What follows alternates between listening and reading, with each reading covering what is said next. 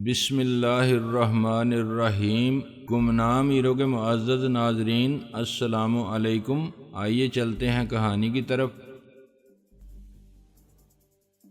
ان کرائے کے صحافیوں کو بطور خاص شمس اور قریشی گروپ یہاں کھینچ کے لایا ہوگا۔ میرے خلاف مظاہرے کا پروگرام پہلے سے طے تھا۔ مجھے یہ بھی شک تھا کہ تیمور کی بیوہ کے ذہن میں بھی پہلے سے میرے خلاف نفرت کا زہر بھر دیا گیا تھا، ورنہ وہ اس طرح سب کے سامنے آ کے مجھے ذلیل نہ کرتی۔ اسے یقین دلا دیا گیا تھا کہ تیمور کو شاہ عالم سے وفاداری نبھانے کے جرم میں اس کے مخالفین نے زخمی کر دیا تھا، مگر شاہ عالم نے الٹا یہ سمجھا کہ وہ باغیوں کو اکسانے گیا تھا۔ شاہ عالم ایک بار اسے دیکھنے ہسپتال نہیں گیا اور اپنے پیشہ ور قاتلوں کی مدد سے اس کو ہسپتال میں مروا دیا۔ آج کل خود بھی اپنے دو کاروباری ساتھیوں کے قتل کے الزام میں بند ہے۔ دونوں باتیں جھوٹ تھیں، لیکن پروپیگنڈے کی بنیاد ہی جھوٹ پر رکھی جاتی ہے، اور یہ جھوٹ اتنے منظم اور سائنٹیفک طریقے سے بولا جاتا ہے کہ عام ذہن رکھنے والا آدمی اس پر فوراً یقین بھی کر لیتا ہے۔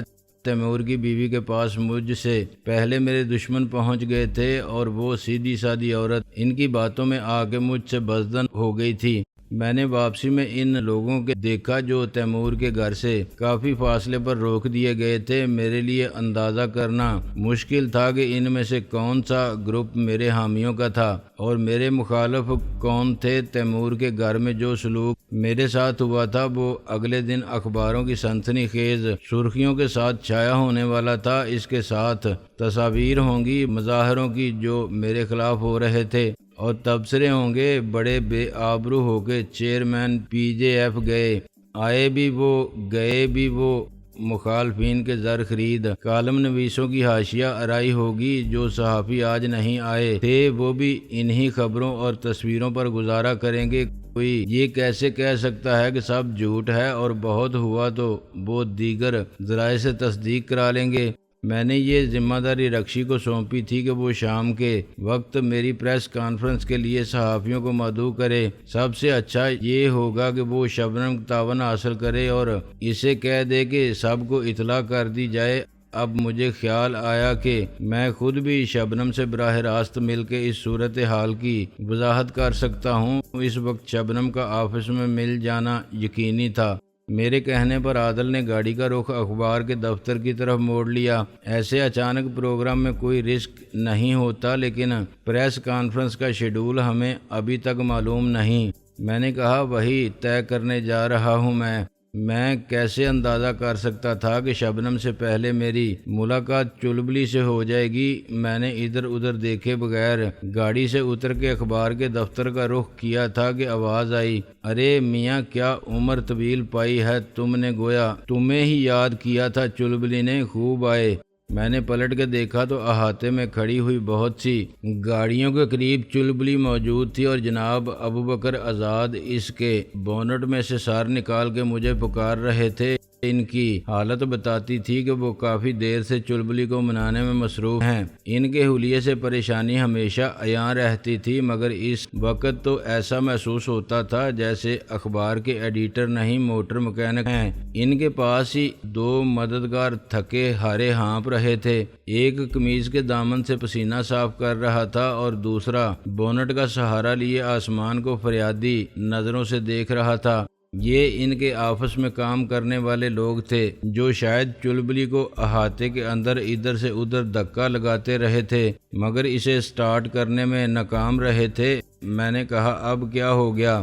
بخدا ہم تو کوئی نقش دریافت نہیں کر سکے۔ انہوں نے اپنی ناک کی آخری حد تک پھیل جانے والی اینک کو بروقت سنبھال لیا۔ ناقابل فہم سی ہے یہ بات، گویا اب ماشاءاللہ تم ہو بالکل صحت مند اور ہٹے کٹے، حرکت قلب اور فشار خون بھی درست ہو، مگر سانس نہ آ رہی ہو تو اسے کیا کہیں گے؟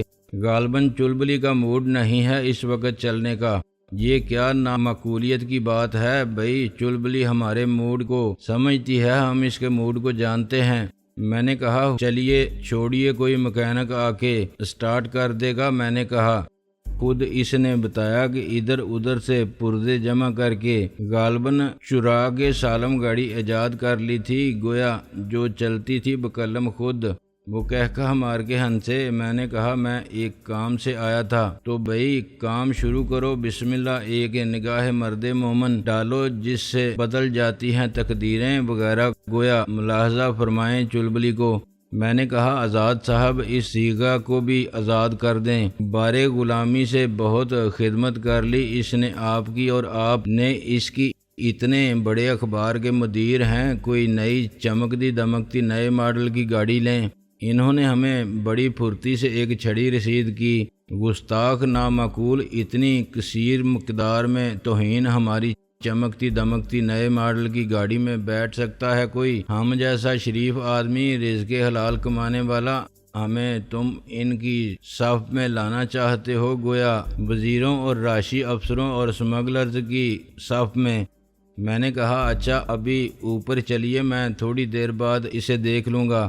ناممکن، اس وقت چلبلی کی طرف سے تشویش ہے ہمیں اس کی علالت کے سبب، گویا چلبلی کی شفا یابی تک ہم کوئی اور کام کر ہی نہیں سکتے۔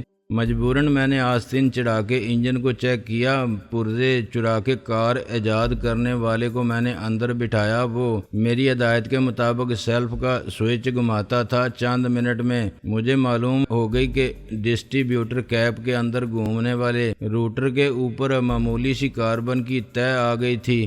ریگ مال دستیاب نہیں تھا۔ میں نے اسے ڈیش بورڈ پر رگڑا، پھر جیند کی پتلون پر جو کاتب خانسامہ اور آٹو انجینئر صاحب نے پہن رکھی تھی، اسے فٹ کرتے ہی چلبلی اشارے پر سٹارٹ ہو گئی۔ آزاد صاحب نے لپک کے ہمیں گلے لگایا اور کھلکھلا کے ہنسے۔ بھائی ہم تو جانتے ہیں گویا کہ چلبلی کے مزاج آشنا اور مسیحا تم ہی ہو۔ ہم تو کہتے ہیں کہ چھوڑو سب فضول کام جو تم کر رہے ہو اور باغ ڈور سنبھال لو چلبلی کی۔ اچھا ہے دل کے ساتھ رہے پاسبانے عقل، ویسے تم کرتے کیا ہو؟ گویا حضرت میں شاہ عالم ہوں، آپ بھول گئے؟ وہ ہاتھ اپنی شیروانی سے صاف کرتے ہوئے میرے ساتھ چل پڑے۔ ہاں یاد آیا، تم وہ ہو گویا کوئی مداری قسم کے سیاست باز، کبھی غائب ہو جاتے ہو اور کبھی نظر آنے لگتے ہو۔ ایک بار فوت بھی ہو گئے ہو غالباً، اور پھر 1 سے 2 بھی ہو گئے تھے تم۔ میں نے ہنس کے کہا بالکل ٹھیک فرمایا آپ نے۔ اپنے دفتر میں بیٹھ کے انہوں نے کہا لو بھائی یہاں رکھو وہ تشریف، گویا تم ہمارے حق میں تو فرشتہ غیب کا کردار ادا کر رہے ہو مسلسل اس کار خیر پر جو تم نے ابھی سر انجام دیا۔ ہم حق کے خدمت کے طور پر تم کو اسپیشل چائے پلائیں گے۔ ہمارے ایک مداح نے ایجاد کی ہے، گویا چائے کے پودے میں جو پھول آتے ہیں ان کو کشمیر سے حاصل ہونے والے زعفران کے پھولوں میں جلایا اس نے، پھر خشک کیا، چاندنی میں دھوپ لگ جاتی تو ستیہ ناش ہو جاتا، گویا 14ویں شب کی چاندنی میں خشک امیزے پر اپنے لاہور کے ایک باغ سے حاصل کردہ عرق گلاب کا تڑکا لگایا اور بس ہمیں ارسال کر دیا، تحفہ درویش بنام درویش۔ گویا میں نے اپنا سر پکڑ لیا، یہ مجھے پینی پڑے گی، اس سے تو بہتر ہوگا کہ آپ اپنے حقے کا پانی ایک کپ میں ڈال کے میرے سامنے رکھ دیں۔ وہ ہنسے، وہ بھی پی لینا، انہوں نے حقے کی طرف متوجہ ہو کے کہا، اور پھر بڑی تفصیل سے بتایا کہ اس کا تمباکو اور قوام وہی ہے جو شہنشاہ اکبر نے میاں تان سین کو انعام میں عطا کیا تھا۔ انہوں نے مجھے مزید دہشت زدہ کیا کہ چائے کے بعد وہ مجھے پان کھلائیں گے، اور یہ پان بھی وہ نہیں جو گلی محلوں میں ہر ایرا گیرا نوش فرماتا پھرتا ہے۔ اس کے خواص اور اجزائے ترکیبی بتانے کے بعد انہوں نے کہا ہاں تو تم آئے تھے کسی کام سے؟ گویا ابھی تک بتایا نہیں، ہمارا وقت بہت قیمتی ہے۔ انہوں نے پاؤں سمیٹ کر کرسی پر رکھے اور ہمتاً گوش ہو گئے۔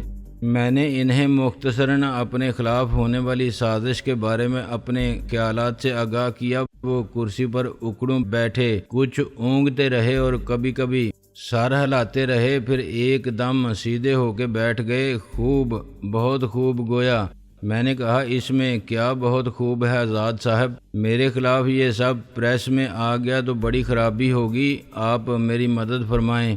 برخوردار ہم نے تو سمجھ لیا تمہارا مسئلہ، ہمارا نیک خیال اور مشورہ تو یہ ہے کہ بے پر کی اڑانے والوں کو اڑانے دو، گویا آج کا نہیں کل کا سوچو، جب حقائق سامنے آئیں گے تو تمہیں دوہرا فائدہ ہوگا۔ ویسے خوب یاد آیا ہمیں کہ یہ کام ہمارا نہیں، شبنم کا ہے، وہ فلم اندلیب والی شبنم نہیں، ہماری نور چشم ہے گویا۔ میں نے کہا میں سمجھ گیا، دراصل میں اسی سے ملنے کے لیے آیا تھا۔ انہوں نے اچانک میز پر مکہ مارا اور داڑ کے بولے، آخر یہ کس قسم کا جان لیوا مذاق کر رہے ہو تم اس کے ساتھ؟ گویا کاتب زریں آیا، چائے ابھی حاضر کرتا ہوں جناب۔ چائے کوئی ضرورت نہیں، انہوں نے اسے بھی ڈانٹا، اس نامعقول کو میں زہر ہلاہل دینا چاہتا ہوں۔ دتورے میں نیلا تھوتھا ابال کے سائنائڈ ملاؤ اور ایک کپ فوراً لاؤ۔ میں نے کہا میں سمجھا نہیں آپ کی خفگی کا سبب۔ دیکھو میاں، تم جیسے پیدا کیے ہوتے تو اب تک خود بخود ملک کی آبادی میں خاطر خواہ اضافہ کر چکے ہوتے۔ گویا انہوں نے میز پر اپنی چھڑی بجائی، ہم چلاتے ہیں چلبلی کو اور تم ہمیں چلانے کی کوشش کرتے ہو۔ بخدا اس عزیزہ کا خیال نہ ہوتا تو وہ جو کہوٹا والے ہیں نا اپنے ڈاکٹر قدیر، ان سے پہلے ہم ایٹم بم بنا کے تمہارے نیچے رکھ دیتے۔ ہم اسے دکھی دیکھتے ہیں تو دل، جگر، گردے وغیرہ پھٹنے لگتے ہیں۔ بات کو کسی حد تک سمجھ لینے کے باوجود میں نے کہا، آخر ایسی کیا خطا کی ہے میں نے؟ اور شبنم کا مسئلہ یہ ہے، اس کا مسئلہ ہو تم بقلم خود۔ انہوں نے سر سے ٹوپی اتار کے میز پر ماری، تم نے اسے حیران و پریشان، عقل و ہوش سے بیگانہ، دیوانہ وغیرہ بنا دیا ہے اپنے مداری کے کھیل سے۔ آخر تم ایک کیوں نہیں ہو جاتے؟ میں بونچکا رہ گیا۔ ہم ایک ہو جائیں حضرت، میں شادی شدہ ہوں پہلے سے۔ لا حول ولا قوت۔ میاں وہ کیا شعر ہے علامہ صاحب کا، دوئی کو چھوڑ دے یک رنگ ہو جا، سراسر موم ہو یا سنگ ہو جا۔ میں نے کہا میں ایک ہی ہوں آزاد صاحب، مگر وہ نہ مانے تو کیا کروں؟ کچھ کرو، کچھ بھی کرو۔ دیکھو نا، یہ کبھی فوت ہونا اور کبھی پھر قبر سے نکل آنا اور بیک وقت یہاں بھی نظر آنا اور وہاں بھی ایک ہی وقت میں ہانگ کانگ اور سنگاپور میں بھی موجود ہونا اور لاہور کراچی میں بھی۔ مغلوں کے آخری دور میں ضرورت پڑی تو انہوں نے فوراً کنفیوژن دور کرنے کے لیے اسے شاہ عالم ثانی قرار دے دیا۔ وہ ایسا ہی سمجھتی ہے، تمہیں بھی گویا۔ میں نے کہا شبنم کے وہم کا کوئی علاج نہیں ہے میرے پاس۔ تمہارے پاس نہیں ہے تو حکیم لقمان کے پاس ہوگا، علاج تو ہونا چاہیے گویا۔ اور یہ وہم سارے زمانے کو کیسے ہوا؟ برخوردار، تم پر ایک قاتلانہ حملہ ہوا لاہور کے ریلوے اسٹیشن پر، لیکن بدقسمتی سے تم بچ گئے۔ بدقسمتی سے اور خوش قسمتی سے عین اس وقت تم ہلاک بھی ہو گئے۔ لاہور کے قریب ایک ریلوے کراسنگ پر مشتعل ہجوم کے ہاتھوں۔ تو نور چشم شبنم نے گویا یہ بھی دیکھا اور وہ بھی حیران ہوں کہ ان آنکھوں سے کیا کیا دیکھوں اب۔ کل ہم نے کیا دیکھا؟ پوچھو کیا دیکھا؟ انہوں نے ڈانٹ کے کہا۔ میں نے کہا کیا دیکھا آپ نے؟ ہم نے دیکھا کہ وہ کچھ آلات کان کنی و باغبانی وغیرہ خرید فرما رہی تھی گویا۔ انہوں نے چلا کے کاتب خان سامہ کو پکارا، ابے خان بے سامان بحر الکاہل ولد بحیرہ مردار، یہ چائے کب گلے گی آخر؟ وہ پھر نمودار ہوا، آپ نے احکامات منسوخ فرما دیے تھے، ہم منسوخی کے حکم کو منسوخ فرماتے ہیں، گویا 27 سیکنڈ کی مہلت دے رہے ہیں ہم، گویا پھر ہمارے سامنے آؤ تو کلمہ پڑھ کے آنا یا چائے لے کر۔ میں نے کہا آپ کچھ شبنم کے بارے میں فرما رہے تھے، ابھی ہم سخت سنجیدہ اور رنجیدہ آبدیدہ وغیرہ ہو رہے ہیں۔ انہوں نے ایک رومال میں ناک خالی کی۔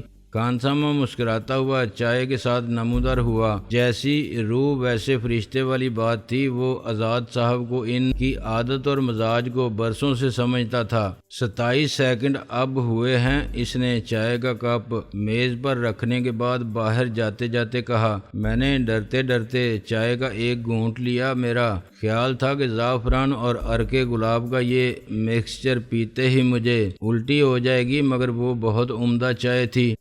ہم نے اس سے پوچھا کہ عزیزہ تم اپنے 2 کمروں کے فلیٹ میں لان لگا رہی ہو یا آم کا باغ؟ وہ شڑپ سے چائے پی کے بولے، اب مانا کہ وہ بچی ماشاءاللہ بڑی ذہین ہے اور ہوشیار بھی، سمجھدار، تیز ترار وغیرہ گویا، مگر ہے تو ہمارے سامنے وہی طفل شیر خوار کے جسے ہم نے انگلی پکڑ کے چلنا سکھایا، اور بدلے میں اس نامعقول نے 10 بار ہمارے ملبوس پر بغیر پودوں کے آب پاشی کی، تو وہ اب ہمیں بچہ سمجھ کے ٹالنے کی کوشش کرے۔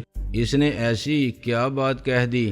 اس نے کہا کہ میں یہاں چھانگا مانگا یا کانا کاچھا سرنگ نکالوں گی نیچے کی طرف گویا، اور وہ سیدھی نکلے گی ہونولولو یا ٹمبکٹو میں، لیکن بیچ میں ایک مسئلہ ہے گویا۔ پوچھو کیا؟ میں نے کہا کیا مسئلہ ہے؟ اوہ، اس نے ہم سے کہا تھا کہ پوچھو۔ ہم نے پوچھا۔ اس نے کہا کہ زمین کی کش ثقل مرکز کی طرف گھٹتی ہے، درمیان میں پہنچ کے 0 ہو جائے گی، اور اوپر سے کسی سرنگ میں ڈالا جائے تو وہ بیچ میں ایسے پھنس جائے گا جیسے پائپ میں چوزے کا پر۔ وزن تو رہے گا نہیں اس کا، وہ کیسے جائے گا پھر؟ ہم نے بھی کہا کہ پوچھیں گے نیوٹن کی رہنمائی سے، لیکن برخوردار کل سے وہ مفقود الخبر ہے، کیا سمجھے؟ اس کا کوئی پتہ نہیں، لیکن میں تو کل شام اس سے پولیس اسٹیشن پر ملا ہوں، بڑی تفصیلی گفتگو ہوئی۔ میری بیوی رخشندہ نے اسے بلایا اور وہ اس سے ملنے گئی تھی، لیکن ہم سے تو اس کا رابطہ منقطع ہے گویا 37 گھنٹے 40 منٹ اور 17 سیکنڈ ہو گئے۔ انہوں نے تشویش سے کہا، اب تم آ گئے ہو اس سے ملنے، کوئی بتلاؤ کہ بتلائیں کیا؟ پریس کلب سے بھی استفسار لا حاصل رہا۔ آپ تو جانتے ہیں وہ کسی کام کے پیچھے لگ جائے تو سب کچھ بھول جاتی ہے۔ میں نے کہا ہوگی کسی اسٹوری کے چکر میں۔ انہوں نے ایک آہ بھری، چکر میں تو وہ خود آ گئی ہے، اور ابھی تو خیر دردناک اسٹوری ہے، مگر آثار ہیں کہ عبرت ناک بن جائے گی۔ ہمیں تو سخت ڈر ہے کہ اس کا انجام دیوانگی ہی ہوگا انشاءاللہ۔ ہمارا مطلب ہے خدا نخواستہ، کیا وہ شعر کچھ تو ہوتے ہیں محبت میں جنوں کے آثار، اور کچھ لوگ بھی دیوانہ بنا دیتے ہیں۔ میں نے کہا وہ بڑے مضبوط اعصاب کی مالک ہے، اس کی عقل کبھی اسے دھوکہ نہیں دیتی۔ سچ کہا تم نے برخوردار، مگر یہ معاملہ عقل کا نہیں ہے، گویا یہ ہے جذبات کا مسئلہ، کیا سمجھے؟ بڑی خانہ جنگی کا شکار ہے وہ، دل اور دماغ میں بڑے ہی گمسان کی لڑائی چل رہی ہے۔ اعصاب اس کے فولادی تھے، مگر زنگ لگ گیا ہے فولاد کو، گویا وہ واقعی سخت متفکر تھے۔ تم کچھ کرو۔ میں نے کہا آج شام ایک پریس کانفرنس میں سب وضاحت کر دوں گا میں۔ وہ اچھل پڑے، یعنی یہ کانا کاچھا سے ٹمبکٹو تک سراغ کرنے والا معاملہ ہرگز نہیں، وہ تو میں نے تم کو اپنا آدمی سمجھ کے بتا دیا تھا۔ ٹمبکٹو والے تو اقوام متحدہ میں لے جائیں گے۔ یہ مسئلہ کہ پاکستان ہمارے ملک میں سرنگ بنا کے داخل ہونا چاہتا ہے۔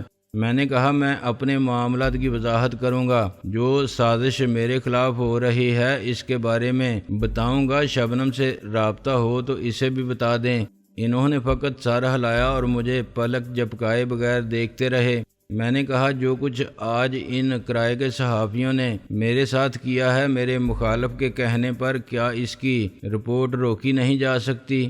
کیا یعنی ہم اشاعت رکھوا دیں اس رپورٹ کی؟ نامعقول، کیا سمجھ رکھا ہے تم نے ہمیں؟ ہم سنسر بورڈ ہیں، محکمہ اطلاعات یا فیلڈ مارشل وغیرہ؟ ساری عمر اظہار خیال کی آزادی کے لیے لڑتے گزری، اب سچ کی راہ میں دیوار بن جائیں؟ یعنی ہم بقلم خود، مگر وہ جھوٹ ہے، بنایا ہوا سچ۔ تو تردید کر دو اس کی، اور جھوٹ سے ڈرنا کیسا؟ ڈرے وہ جو جھوٹ بول رہا ہے، اس کا منہ کالا ہونا طے ہے، گویا ایک دن اس کے علاوہ یہ سب تو شائع ہو گیا، زمین میں آ گئے ہوں گے یا آنے والے ہوں گے۔ شام کو پریس کانفرنس میں ان کے پرزے اڑا دینا، اگر اڑا سکتے ہو۔ وہ خفا ہو گئے۔ اس کے بعد رخصت ہونے کے سوا میرے لیے چارہ نہ رہا۔ آزاد صاحب سے ملاقات بے سود رہی تھی۔ ان سے یہ درخواست کر کے مجھے شرمندگی ہوئی تھی کہ میں تیمور کے گھر پر ہونے والی بے عزتی کی رپورٹ اخبارات میں نہ آنے دوں۔ آزادی تحریر کے حق پر یقین رکھنے والے کسی صحافی سے ایسی امید نہیں کی جا سکتی۔